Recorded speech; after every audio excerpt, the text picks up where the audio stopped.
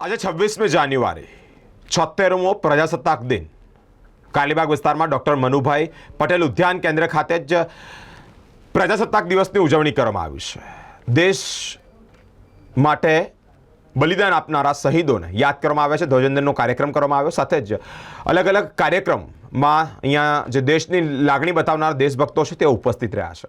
હું સુભાષભાઈ મોદી ડૉક્ટર મનુભાઈ ઉદ્યાન કેન્દ્રનો પ્રમુખ છું। અમારું સિનિયર સિટીઝન કેન્દ્ર છે અને અમે દર સાલ આવી રીતે રાજકીય, રાષ્ટ્રીય, ધાર્મિક અને દરેક પ્રોગ્રામ કરતા હોઈએ છીએ।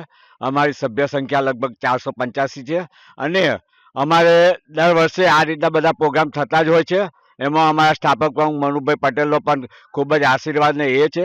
આજે 26મી જાન્યુઆરી બંધારણ દિવસ છે અને આપણે લોકોને એટલું જ કહેવાનું કે આજનો દિવસ આપણે જે પ્રમાણે બંધારણ બનાવ્યું છે તો એ આપણા દેશને આપણે વફાદાર રહીએ અને અમારે આ રેલી દ્વારા એટલું જ કરવાનું કે અહીંના બધા નાગરિકોને દેશ પ્રત્યે પ્રેમ રહે, દેશ પ્રત્યે લાગણી રહે અને એ જ અમારો આખો આશય હોય છે। અમે 15મી ઓગસ્ટ, 26મી જાન્યુઆરી આવી રેલી કાઢીએ જ છીએ અને બધા 6 વાગ્યાના ઉઠીને અહીંયા આવે છે। દરેકના હાથમાં ધ્વજ હોય છે અને બધા હસતા મોઢે ભારત માતા કી જય બોલતા બોલતા આ રીતે રેલી કાઢીએ છીએ અને ત્યાર પછી અમારા કેન્દ્ર તરફથી દીપિકા ગાર્ડનમાં એક ચા નાસ્તા અને કોફીનું આયોજન કરવામાં આવે છે અને એમના એ છે કૈલાસભાઈ અગ્રવાલ કરીને છે, એ ભાઈએ આજે અમને યોગદાન આપ્યું છે।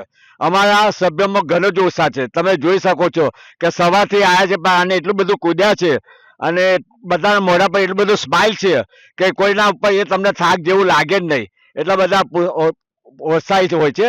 અને બરાબર, સુભાષભાઈ મોદી ડૉક્ટર મનુભાઈ પટેલ ઉદ્યાન કેન્દ્ર પ્રમુખ, ભારત માતા કી।